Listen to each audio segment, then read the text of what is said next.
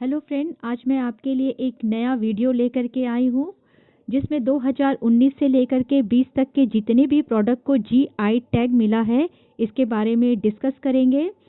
ये आपकी बीपीएससी परीक्षा के दृष्टिकोण से बहुत महत्वपूर्ण है। तो आइए देखते हैं कि ये जीआई टैग क्या है और किस स्टेट के प्रोडक्ट को जीआई टैग मिला है।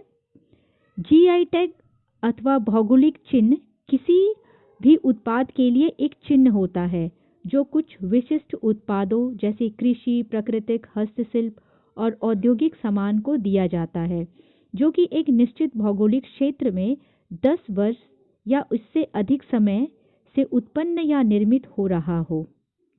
यह सिर्फ उसकी उत्पत्ति के आधार पर दिया जाता है। जीआई टैग उस उत्पाद की गुणवत्ता और उसकी विशेषता को दर्शाता है। जैसे किसी भी ग्रामीण क्षेत्र में रहने वाले कलाकारों के पास बेहतरीन हुनर है या विशेष कौशल है और पारंपरिक पद्धति और विधि का ज्ञान है जो पीढ़ी दर पीढ़ी हस्तांतरित होता रहता है और इसे सहेज कर रखने तथा बढ़ावा देने की आवश्यकता होती है। तो जीआई टैग ऐसे उत्पाद जो कि दूर दराज के क्षेत्र में किसी बुनकर, शिल्पों और कलाकारों की आय को बढ़ावा देने, ग्रामीण अर्थव्यवस्था को फायदा पहुंचाने के लिए दिया जाता है। तो आइए जानते हैं इसके बारे में ज़रा। GI tag registration and protection act 1999 के तहत दिया जाता है। इसे department of industry, promotion and internal trade, ministry of commerce and industry issue करती है। इसका मुख्य उद्देश्य क्षेत्रीय वस्तु का प्रचार प्रसार करना, व्यापक रूप से व्यापार में हिस्सेदारी बढ़े। जीआई टैग होने से दूसरों द्वारा एक पंजीकृत भौगोलिक संकेत के अनाधिकृत उपयोग को रोकता है, कानूनी सुरक्षा प्रदान करके भारतीय भौगोलिक संकेतों के निर्यात को बढ़ाता है और अन्य सदस्य देशों में कानूनी सुरक्षा प्रदान करके इसे और भी सक्षम बनाता है। जीआई टैग का टैग लाइन है, अतुल्य भारत की अमूल्य निधि। तो आइए जानते हैं जीआई टैग के बारे में जो आपकी परीक्षा के लिए बहुत इंपॉर्टेंट है। भारत का सबसे पहला जीआई टैग दार्जिलिंग चाय को दिया गया था। भारत में सर्वाधिक जीआई टैग प्राप्त करने वाला राज्य कर्नाटका है जिसके 42 प्रोडक्ट को जीआई टैग दिया जा चुका है। अब तक भारत की 370 वस्तुओं को जीआई टैग प्रदान किया गया है। तमिलनाडु के कोविलपट्टी कदलई मिठाई को जीआई टैग दिया गया है। यह एक विशेष प्रकार की मिठाई होती है जो मूंगफली और गुड़ के मिश्रण से बनाया जाता है। आमतौर पर यह मिठाई भारत के विभिन्न हिस्सों में बनाया जाता है। जैसे उत्तर भारत में इसे गज्जक के नाम से जाना जाता है और महाराष्ट्र के लोनावाला में इसे चिक्की के नाम से जाना जाता है। लेकिन आपको यह जानकर आश्चर्य होगा कि इसको बनाने का पहला प्रयास भारत की स्वतंत्रता से पहले अर्थात 1940 में एक ग्रोसरी स्टोर चलाने वाले पोनाम्बला नादर ने किया था। उन्होंने ही इसे रेक्टेंगुलर आकार भी दिया था। मगर तमिलनाडु के कोविलपट्टी कदलई मिठाई को ही जीआई टैग क्यों दिया गया है? क्योंकि इसमें जो गुड़ डाला जाता है वह पूरी तरीके से ऑर्गेनिक तरीके से पैदा किया जाता है और इसे कुछ खास इलाकों में ही इसका उत्पादन होता है। इसमें जो पानी डाला जाता है वह ताम्रपर्णी नदी से ही लिया जाता है। यह नदी पश्चिमी घाट से निकलती है और मन्नार की खाड़ी में गिरती है। इस नदी के पानी के कारण इसका स्वाद अलग हो जाता है। इसमें डाले जाने वाली मूंगफली एक विशेष जगह अरूपपुकोट्टै के काली मिट्टी में पैदा की जाती है। गोरखपुर का टेराकोटा को भी जीआई टैग दिया गया है। गोरखपुर यूपी का एक प्रमुख जिला है और टेराकोटा मिट्टी की बनी विभिन्न आकृतियां हैं। गोरखपुर का टेराकोटा कार्य सदियों पुरानी कला है जहां स्थानीय कारीगरों द्वारा विभिन्न जानवरों जैसे कि घोड़े, हाथी, ऊंट, बकरी, बैल आदि की मिट्टी की आकृति बनाई जाती है। उत्तर प्रदेश के गोरखपुर जिले के भथाट क्षेत्र में मिलने वाली विशेष कब्रिस मिट्टी से इन्हें बनाया जाता है। पूरा काम नग्न हाथों से किया जाता है तथा रंग भरने के लिए प्राकृतिक रंग का उपयोग करते हैं, जिसकी चमक लंबे समय तक रहती है। हमारा अगला प्रोडक्ट है तेलंगाना का तेलिया रुमाल। तेलिया रुमाल कपास के कपड़े पर जटिल हस्त निर्मित रुमाल है, जिसमें लाल, सफ़ेद, काले रंग का प्रयोग किया जाता है। इसे बनाने के लिए तेल का इस्तेमाल किया जाता है, जिसमें कपड़ा नर्म बना रहता है और विशेष प्रकार की खुशबू आती रहती है। हमारा अगला प्रोडक्ट है कश्मीरी केसर, जिसे जीआई टैग हाल में ही प्रदान किया गया है। कश्मीरी केसर 3 प्रकार के होते हैं, गुच्छी केसर, लच्छा केसर और मोगरा केसर। तो आइए देखते हैं इस केसर के बारे में। जम्मू और कश्मीर सरकार के कृषि निर्देशालय द्वारा कश्मीरी केसर को जीआई टैग प्रदान करने के लिए आवेदन दायर किया गया था। ऐसा माना जाता है कि केसर की खेती कश्मीर में पहली शताब्दी ईसा पूर्व से आसपास मध्य एशियाई प्रवासियों द्वारा शुरू किया गया था। विश्व स्तर पर कश्मीरी केसर को मसाले के रूप में प्रसिद्धि प्राप्त है। केसर का पारंपरिक कश्मीरी व्यंजनों में प्रयोग किया जाता रहा है तथा यह क्षेत्र की समृद्ध संस्कृति विरासत का प्रतिनिधित्व करता है। कश्मीरी केसर गहरा लाल रंग का उच्च सुगंध युक्त कड़वा स्वाद वाला होता है। यह दुनिया का एकमात्र ऐसा केसर है जिसकी खेती समुद्र तल से 1600 से 1800 मीटर की ऊंचाई पर की जाती है। विश्व में कश्मीरी केसर ही एकमात्र ऐसा केसर है जिसे इतनी ऊंचाई पर उगाया जाता है।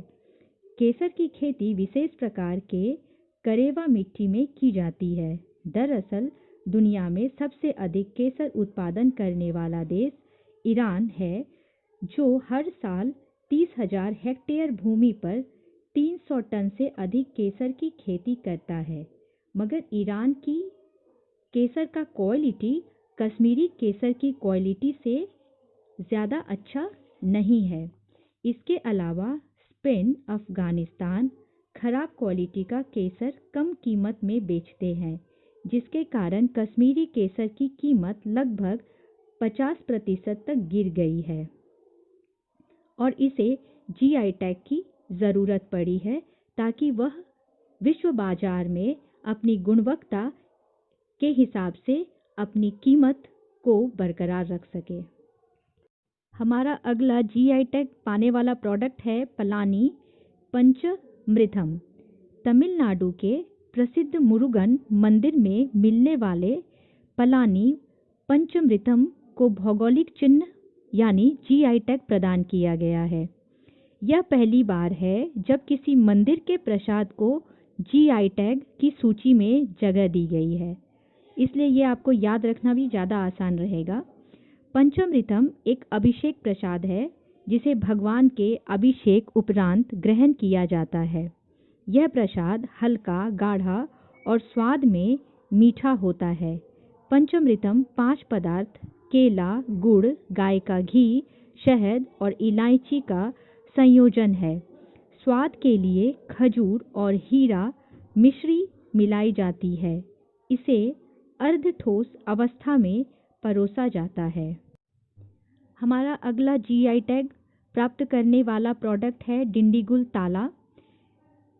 डिंडीगुल ताला का निर्माण भी तमिलनाडु में ही होता है। ध्यान देने की बात है कि अभी तक कर्नाटक के 42 प्रोडक्ट को जीआई टैग मिल चुका है और 2019 से लेकर के 2020 तक में जीआई टैग पाने वाला राज्य या सबसे ज़्यादा जीआई टैग पाने वाला राज्य तमिलनाडु है। डिंडीगुल तमिलनाडु का एक फेमस सिटी है जहाँ पे इस ताले का निर्माण किया जाता है। डिंडीगुल ताला अपनी उत्तम गुणवत्ता व टिकाऊ होने के कारण विश्व भर में प्रसिद्ध है और यहाँ का ताला इतना प्रसिद्ध है कि डिंडीगुल को, जो कि तमिलनाडु का एक फेमस शहर है, डिंडीगुल को लॉक सिटी भी कहा जाता है। हमारा अगला जीआई टैग प्राप्त करने वाला प्रोडक्ट है उड़ीसा का कंदमाल हल्दी। उड़ीसा का कंदमाल हल्दी सुनहरे पीले रंग का होता है। कंदमाल हल्दी स्वास्थ्य के लिए काफ़ी उपयोगी माना जाता है। यह कंदमाल के जनजातीय लोगों की प्रमुख नगदी फसल है। इस हल्दी का उपयोग घरेलू के अतिरिक्त सौंदर्य उत्पादों तथा औषधीय कार्यों के लिए किया जाता है। इस हल्दी की मुख्य खासियत यह है कि इसके उत्पादन में किसान द्वारा किसी तरह के कीटनाशक का प्रयोग नहीं किया जाता है। यह पूरी तरीके से ऑर्गेनिक होता है और स्थानीय लोग ही नहीं, शासन तंत्र भी कंदमाल हल्दी को स्वतंत्रता का प्रतीक यानी अपनी उपज मानता है। आइए देखते हैं हमारा अगला जीआई टैग तमिलनाडु से है। इसका नाम है कोडाईकनाल मलाई पोंडू। अभी हम विशेष प्रकार के लहसुन के बारे में बात कर रहे हैं, जिसका वैज्ञानिक नाम है एलियम सतेवम। यह विशेष लहसुन अपने औषधीय और संरक्षक गुणों के लिए जाना जाता है। इसमें एंटीऑक्सीडेंट और एंटी माइक्रोबियल क्षमता है, जो अन्य लहसुन किस्मों की तुलना में अधिक मात्रा में ऑर्गेनोसल्फर, यौगिकों, फिनॉल और फ्लेवोनोइड्स की उपस्थिति के लिए जिम्मेदार है। यह कोडाईकनाल हिल डिंडीगुल जिले में उगाया जाता है। आमतौर पर यह सफ़ेद या हल्के पीले और प्रत्येक बल का वजन औसतन 20 से 30 ग्राम होता है। इसकी खेती साल में 2 बार, मई के आसपास एक बार और नवंबर में दूसरी बार जलवायु की उपयुक्तता के आधार पर की जाती है। पहाड़ी ऊंचाई, धुंध की स्थिति और कोडाईकनाल क्षेत्र में प्रचलित मिट्टी इसकी औषधीय संपत्ति और लहसुन के लंबे भंडारण सेफ जीवन के लिए जिम्मेदार है। आइए देखते हैं हमारा अगला वुड कार्विंग, जो तमिलनाडु से संबंधित है, जिसे जीआई टैग मिला है। इसका नाम है तंजावुर नेती वर्क। यह हाइड्रोफाइट पौधा है, जिसे एसेकी नोमिने एस्परा कहा जाता है। यह झीलों और दलदलीय भूमि में पाया जाता है। यह पारंपरिक कला का रूप है। तंजावुर नेती वर्क व्यापक रूप से बृहदेश्वर मंदिर, हिंदू मूर्तियों, मालाओं, दरवाजों के हैंगिंग और सजावटी टुकड़ों में पाए जाते हैं। आइए देखते हैं हमारा और एक तमिलनाडु से ही संबंधित वुड कार्विंग, जिसका नाम है अरुम्बवूर लकड़ी की नक्काशी। इसे भी हाल फिलहाल में जीआई टैग दिया गया है। अरुम्बवूर की नक्काशी लकड़ी के एक टुकड़े पे की जाती है। लकड़ी पर उकेरे गए डिजाइन इस क्षेत्र के स्वदेशी मंदिर की वास्तुकला से प्रेरित है। अरुम्बवूर वुड नक्काशी पेरम्बलर जिले के वेघात द्रई के आसपास किया जाता है। इस नक्काशी को मुख्य रूप से आमलिंगम वृक्ष, भारतीय यश ट्री, रोजवुड आदि की लकड़ी पर बनाई जाती है। अरुम्बवूर लकड़ी की नक्काशी एक कला रूप और मंदिर की वास्तुकला है, जो पौराणिक कथाओं और पौराणिक देवताओं से प्रेरित है। अब हम तमिलनाडु के अलग अलग वुड कार्विंग के तरफ से रुख मोड़कर मणिपुर के चक हाउ चावल की तरफ बढ़ते हैं। यानी कि हाल फिलहाल में ही मणिपुर के चक हाउ चावल को जीआई टैग दिया गया है। चक हाउ चावल को काला चावल भी कहते हैं। यह चावल एक विशेष प्रकार का चावल है, जो कि बहुत सुगंधित चिपचिपा चावल होता है, जिसकी मणिपुर में सदियों से खेती की जाती है। इस चावल की किस्म में विशेष प्रकार का सुगंध होता है। इसका उपयोग सामान्यतः सामुदायिक दावतों में किया जाता है तथा इन दावतों में चक हाउ की खीर बनाई जाती है। इस चावल में फाइबर बहुत ज़्यादा होता है और यह चिकित्सा प्रणाली के लिए भी काम आता है। इसमें रेशेदार फाइबर की अधिकता होने के कारण इसे पकने में चावल की सभी किस्मों से अधिक लगभग 40 से 45 मिनट का समय लगता है। इस चावल की किस्म के चावल का रंग गहरा काला होता है और इसका वजन अन्य रंग के चावल की किस्मों की तुलना में अधिक होता है, जैसे भूरे चावल का होता है। चावल का अधिक वजन और इसका काला रंग मुख्य रूप से एंथोसाइनिन एजेंट के कारण होता है। आइए देखते हैं हमारा अगला जीआई टैग श्री विल्लीपुत्तुर पलकोवा। यह तमिलनाडु की एक विशेष प्रकार की मिठाई है जो गाय के दूध और चीनी से बनी होती है और दुनिया भर के उपभोक्ताओं को आकर्षित करती है। इसे श्रीविल्लीपुत्तुर और उसके आसपास के गायों के दूध से ही बनाया जाता है। यह दूध स्वाभाविक रूप से मीठा होता है, इसलिए इसमें थोड़ी सी चीनी मिलाई जाती है। हमारा अगला प्रोडक्ट है तमिलनाडु का कंदांगी साड़ी। कंदांगी साड़ी का निर्माण शिवगंगा जिले के कड़ाईकुड़ी तालुका में किया जाता है। कपास से बनने वाली इस साड़ी का उपयोग ग्रीष्मकाल में किया जाता है। कंदांगी साड़ी मैनुअल रूप से एक घुमावदार मशीन, करघा, शटल और बॉबिन का उपयोग करके बनाया जाता है, जिसकी लंबाई आमतौर पर 5.10 मीटर से 5.60 मीटर तक होती है। कंदांगी साड़ी अपनी चौड़ी बॉर्डर के लिए काफ़ी प्रख्यात है। कड़ाईकुड़ी में रहने वाले परिवारों के लिए यह साड़ी आजीविका का मुख्य स्रोत है। हालांकि इसी तरह की बुनाई की गई साड़ियों के आने से कंदांगी साड़ी विनिर्माताओं के लिए प्रतिस्पर्धा में बने रहना मुश्किल हो गया है, परंतु जीआई टैग मिलने से मूल कंदांगी साड़ी के विनिर्माताओं को लाभ मिलने की उम्मीद है। हमारा अगला जीआई टैग है मिजोरम का पांडुम। यह मिजो समुदाय का एक आवश्यक पारंपरिक कपड़ा है। इसे राज्य भर में उत्पादित किया जाता है, लेकिन उत्पादन का मुख्य केंद्र आइजोल और थेंजवाल गांव में है। मिजोरम में और उसके बाहर कुछ बुनकरों और व्यापारियों द्वारा मौलिकता को पीछे छोड़ते हुए कई मिजो पारंपरिक शॉल को संशोधित किया गया है।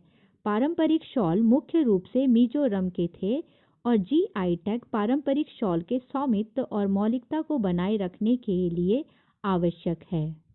हमारा अगला जीआई टैग है सिक्किम का डले खुर्शिनी। यह एक विशेष प्रकार की मिर्च होती है जिसका आकार चेरी के समान होता है, यानी डले खुर्शिनी लाल चेरी मिर्च है जिसे स्थानीय रूप से डले खुर्शिनी के नाम से जाना जाता है। इसे दुनिया का सबसे तीखी मिर्च में से एक माना जाता है। इसमें 1 लाख से 3,50,000 स्कोविल हिट यूनिट है। स्कोविल हिट यूनिट मिर्च की तीखी या गर्मी का माप है। मिर्च का उपयोग स्थानीय भोजन की तैयारी में किया जाता है, विशेष रूप से मोमोज के साथ। यह अपने चिकित्सा गुणों के लिए भी जाना जाता है। हमारा अगला जीआई टैग है गोवा का खोला मिर्च। गोवा का खोला मिर्च को खोलची मिर्च भी कहते हैं। यह आदिवासियों द्वारा कानकोना पहाड़ों पर उगाया जाता है और इस मिर्च को पुर्तगाली गोवा लेकर के आए थे। हमारा अगला जीआई टैग जो है वो हरमल मिर्च, खाजे और मोयरा केला है। ये तीनों प्रोडक्ट गोवा के हैं और इनको अगस्त महीने में ही जीआई टैग एक साथ ही दिया गया था। तो आइए देखते हैं हरमल मिर्च के बारे में। यह मिर्च गोवा के हरमल गांव में उगाया जाता है, इसलिए इसे हरमल मिर्च कहते हैं। हमारा अगला जीआई टैग है गोवा का खाजे। यह गोवा का एक पारंपरिक मीठा पकवान है। यह त्योहारों पर बनाया जाता है। मोयरा केला, यह भी गोवा में ही उगाया जाता है और इसका नाम मोयरा इसलिए है क्योंकि ये गोवा के एक गांव में उगाया जाता है जिस गांव का नाम मोयरा है। इसे कोंकणी में मई डोलो केलिन कहते हैं और यह मोयरा केला बहुत सारे इनमें विटामिन और मिनरल होता है। ये बहुत मीठा और स्वादिष्ट होता है। हमारा अगला जीआई टैग है असम का तेजपुर लीची। असम का तेजपुर लीची को हाल फिलहाल में ही या 10 नवंबर के करीब इसे जीआई टैग दिया गया है। इसे आप ज़रूर याद रखेंगे। ये आपकी बीपीएससी एग्ज़ाम के लिए बहुत इंपॉर्टेंट है क्योंकि ये सबसे ज़्यादा अभी तक का लेटेस्ट है। तो देखते हैं असम का तेजपुर लीची के बारे में। हाल ही में कृषि और प्रसंस्करण खाद्य उत्पाद निर्यात विकास प्राधिकरण ने असम के तेजपुर लीची को जीआई टैग दिया है। हालांकि लीची का नाम 2015 से ही जीआई टैग सूची में शामिल था। तेजपुर लीची अपने उत्कृष्ट गुणवत्ता, सुखद स्वाद, आकर्षक लाल रंग के साथ रसदार गुद्दों के लिए जानी जाती है। लीची में 60% रस, 8% चीर, 19% बीज और 13% त्वचा में विविधता और जलवायु होती है। यह विटामिन सी का एक मुख्य स्रोत है। इसमें प्रोटीन की मात्रा 0.8 से 0.9%, वसा 0.3%, पैक्टिन 0.49%, खनिज विशेष रूप से कैल्शियम, फास्फोरस और आयरन 0.9% शामिल है। हमारा अगला जीआई टैग है झारखंड का सोहराई कोहबर पेंटिंग। ये कोहबर की जगह कहीं कहीं आपको खोबर पेंटिंग मिलेगा, लेकिन कोहबर का मतलब कुछ होता है, खोबर का कोई भी मतलब नहीं होता है। कोहबर का मतलब होता है घर का एक कोना। तो ये झारखंड का पहला जीआई टैग है, आप इसे ज़रूर याद रखें क्योंकि झारखंड बिहार का पड़ोसी राज्य है। तो आइए डिस्कस करते हैं झारखंड के सोहराई कोहबर पेंटिंग के बारे में। यह पेंटिंग झारखंड में स्थानीय महिलाओं द्वारा बनाई जाती है। यह चित्रकला केवल हजारीबाग के जिले में प्रचलित है। यह केवल शादी और फसल के मौसम के दौरान बनाई जाती है। यह प्राकृतिक रूप से उपलब्ध मिट्टियों द्वारा बनाई जाती है। बड़ी बात यह है कि यह किसी भी श्रेणी में झारखंड को मिलने वाला पहला जीआई टैग है। सोहराई और खोबर झारखंड की दो प्रमुख लोक कला है। यह लोक कला मानव सभ्यताओं के विकास को दर्शाता है। मसलन लाल, काला, पीला, सफ़ेद रंग के साथ पेड़ की छाल से बने रंगों का प्रयोग होता है। हमारा आखिरी जीआई टैग है तमिलनाडु का थमाम पट्टी लकड़ी की नक्काशी। थमाम पट्टी लकड़ी की नक्काशी एक विशेष किस्म की लकड़ी होती है। तमिलनाडु में पंचमलाई और कोल्ली पहाड़ियों के बीच सलेम जिले के गंगावली तालुक में स्थित थमाम पट्टी अपनी लकड़ी की किस्मों के लिए जाना जाता है, जो मुख्य रूप से इन लकड़ी के डिज़ाइन बनाने के लिए उपयोग किया जाता है। थमाम पट्टी में लकड़ी के उत्पादों की व्यापक रेंज में हिंदू देवताओं की मूर्तियाँ, पौराणिक घटनाएं या कहानियाँ शामिल है। वैसे तो बिहार के किसी भी प्रोडक्ट को हाल फिलहाल में जीआई टैग नहीं दिया गया है और जीआई टैग से संबंधित जितनी भी जानकारियां हैं वो मैं आपको इस वीडियो में दे चुकी हूं। फिर भी एक थोड़ा सा रिवीजन करा देती हूं कि बिहार के पास भी बहुत लंबी लिस्ट है जीआई टैग की, जैसे कि बिहार की सुजनी कढ़ाई, बिहार के सिक्की ग्रास उत्पाद, सिलाव खाजा, मधुबनी पेंटिंग और लेटेस्ट में यानी 2018 से 19 के बीच मगही पान, जरदालू आम, कतरनी राइस, शाही लीची, इनको दिसंबर 2018 में जीआई टैग दिया गया था। इससे ज़्यादा कोई भी लेटेस्ट जीआई टैग नहीं है। मैं आपके पीटी एग्ज़ाम के लिए अलग अलग वीडियो डालने जा रही हूँ। प्लीज़ आप मेरे चैनल को, या आपको अच्छा लगता है तो आप मेरे चैनल को सब्सक्राइब करें, इसे ज़्यादा से ज़्यादा शेयर करें। लेटेस्ट अपडेट पाने के लिए बेल आइकन पर क्लिक करें, ऑल नोटिफिकेशन पे जाएं ताकि आपको सारा का सारा लेटेस्ट वीडियो मिले और आप अपना पीटी एग्ज़ाम अच्छे से क्वालिफाई कर पाएँ। इसे शेयर करें और आपको किस तरह का वीडियो चाहिए वो आप मुझे अपने कमेंट सेक्शन में लिख करके बताएं। Thank you.